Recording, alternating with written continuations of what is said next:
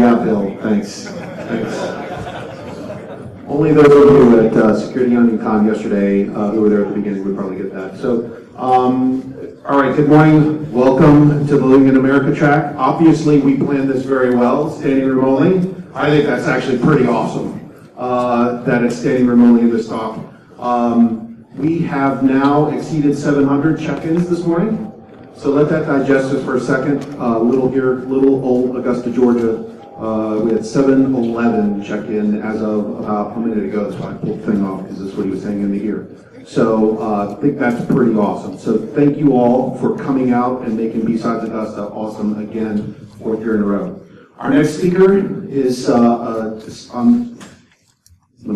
easy for me to say, works in the mission of national defense, works right here on Fort Gordon on one of the cyber protection teams out there on Fort Gordon. He's got a lot of good things to say this morning. I did forget one other note of administrivia.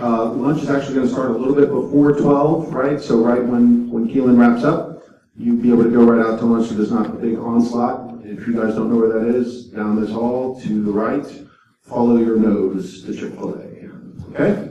So next speaker, again from the CPT, I give you Keelyn Roberts.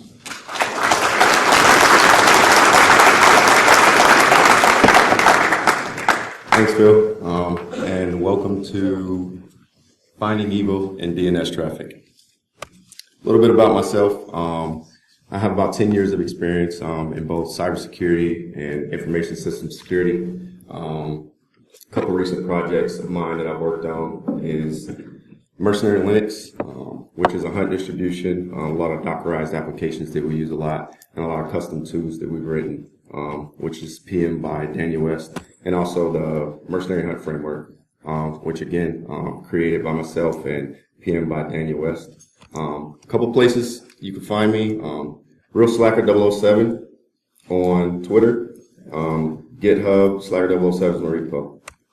All right, so we'll go and we'll talk about a little bit of my motivation for what prompted me to do this research.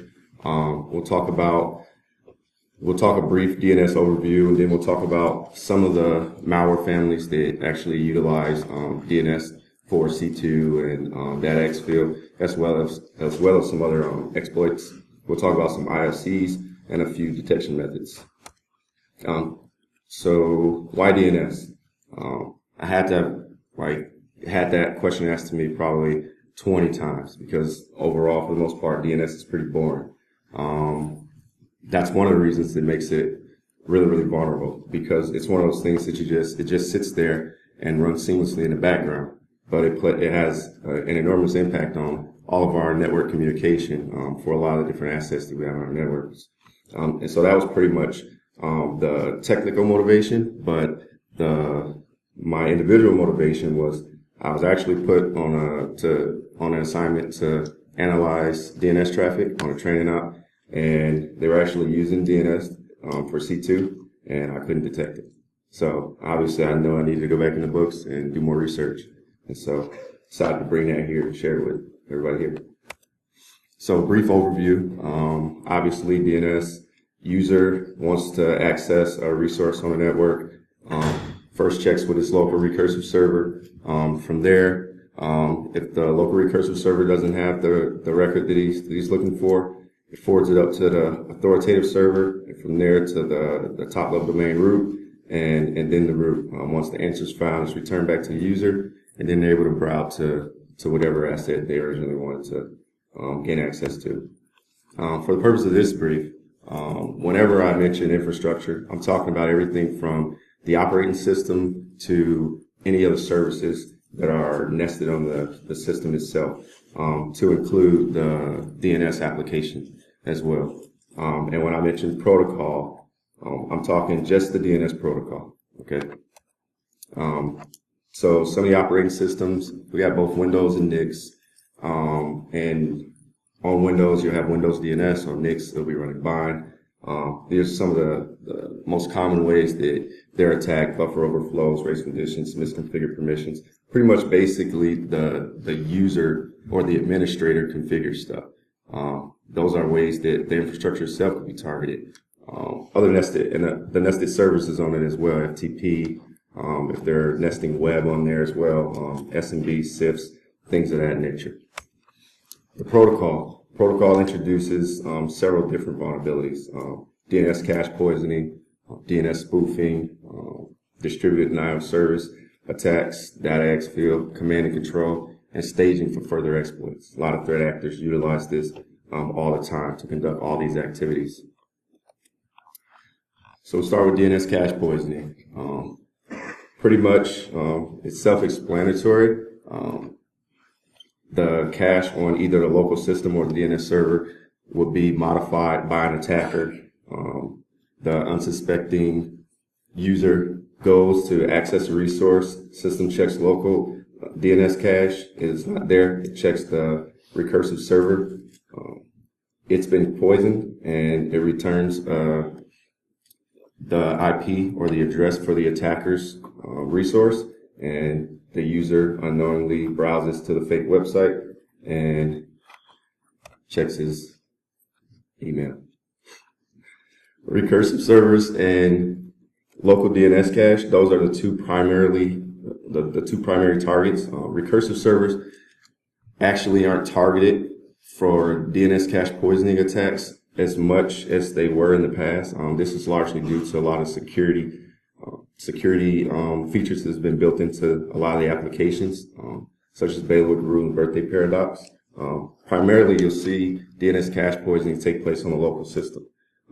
That's either within the local cache on the operating system itself or on the web browser. Some of the malware families we have mentioned, I want to point out the DNS changer. That's actually been around since 2011. DNS changer, it originally targeted like local DNS cache on the system, and now, as of 2016, is actually morphed into targeting the default gateway and modifying the DNS records and the DNS configurations and the default gateway, and controlling all their traffic for the network that way. So that one's really important. Three aspects that I want to point out for tracking DNS communication: source IP, source port, and transaction ID. So by default, DNS runs on UDP, which is connectionless traffic, not like TCP where it requires a three-way handshake, and so each session is tracked by the protocol itself. DNS doesn't have that, so it sort of inherits those vulnerabilities from UDP and makes it susceptible to further attacks.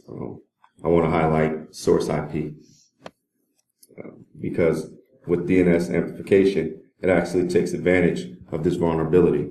DNS amplification tag, you have an attacker who will send, you have an attacker who controlling a botnet.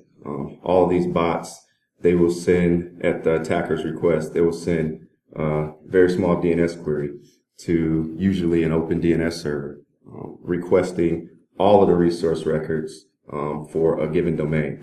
And then at this time, they're spoofing their source address so that all the results are returned to a victim. Some of the indicators of compromise: spoof source addresses, monitoring your network traffic to make sure that the source address spoofing isn't taking place. That should be already being done, but if not, definitely want to implement that. The use of open DNS servers. You should only be using your internal recursive server anyway.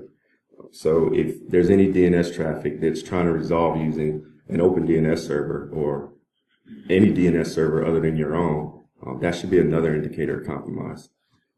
Modified TTLs.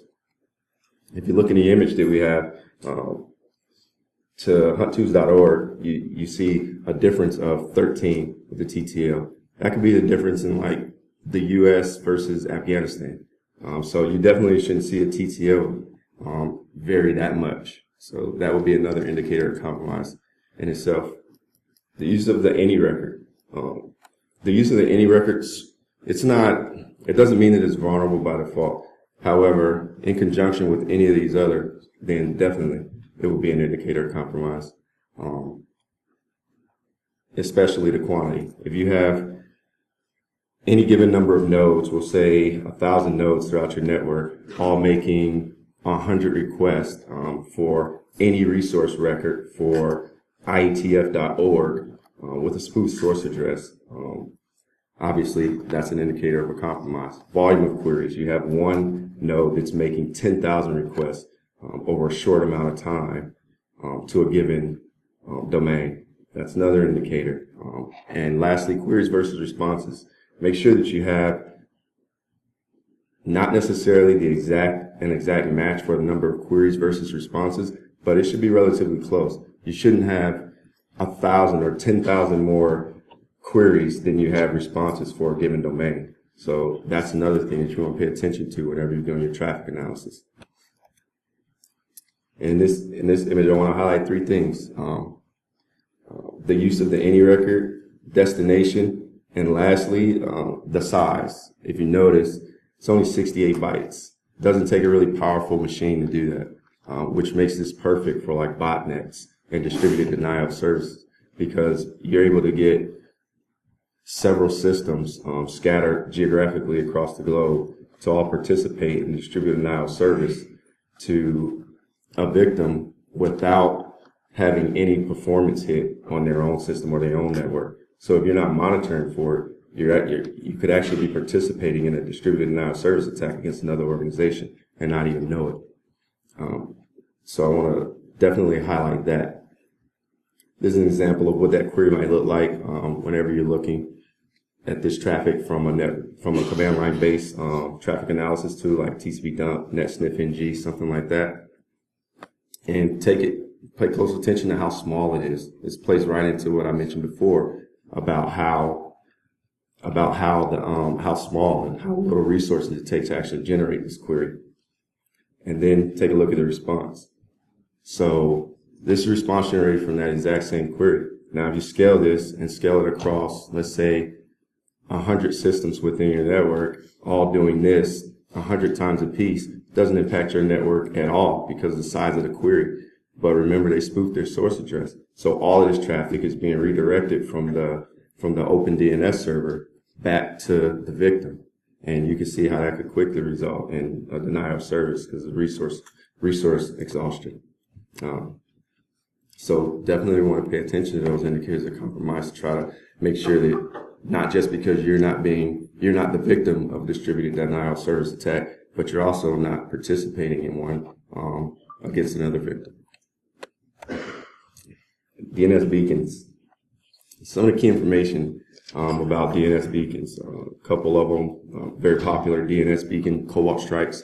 Pretty sure everybody's familiar with that. Remote access Trojan that allows you to do a number of things via DNS, both stage further attacks, C2, data exfil, control the number of callbacks that you get like over a given amount of time using throttle or jitter. Another one is DNS Trojan, which is another family of actual malware that you use maliciously a lot. And it does some of the same things similar to Cobalt Strike. Some of the IOCs that it's important to pay attention to whenever you suspect DNS beacons is incremental changes. Pay attention to subdomains. Pay attention to the numbers. It might look like random characters, but everybody knows there's nothing random. So pay attention to those numbers. They have to be changing some way. Size of the packets, UDP versus TCP.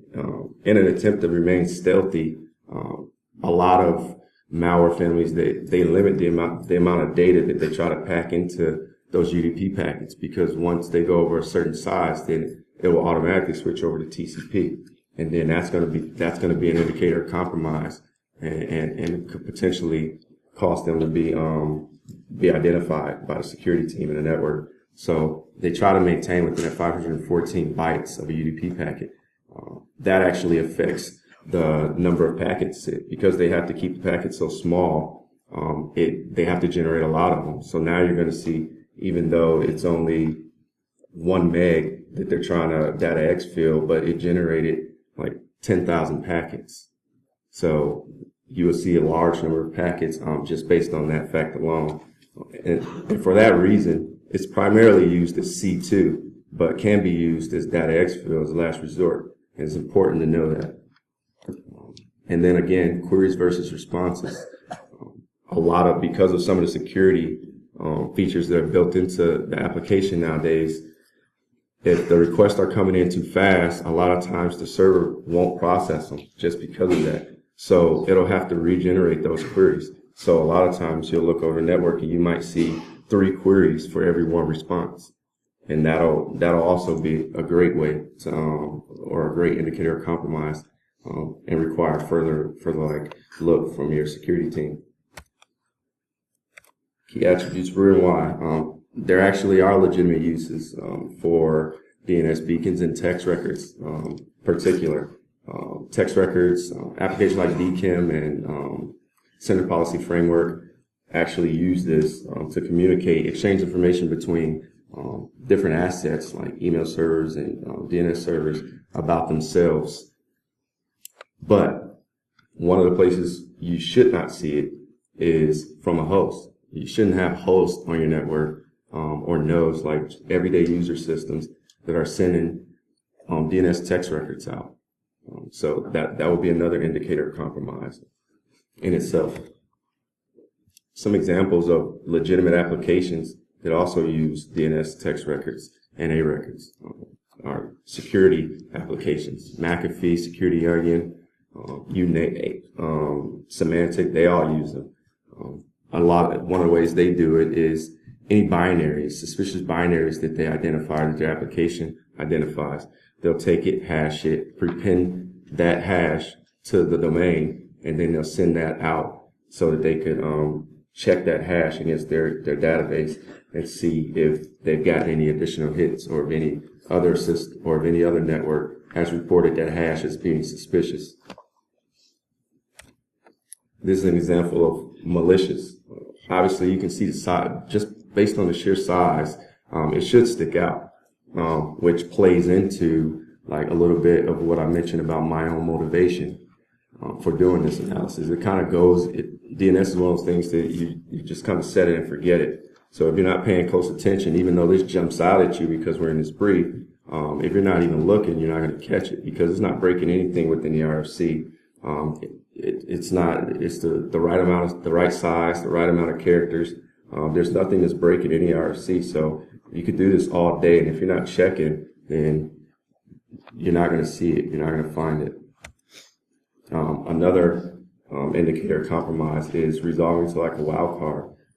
You'll see here with this domain, it's resolving to 0.0.0. A lot of times this is used because there's an unlimited amount of domains that could come back, especially if you're prepending data and you're encrypting it in base 64 in it before you attach it or prepend it to your domain. There's no way of really having every domain registered in the DNS server, so you'd have to sort of resolve to anything.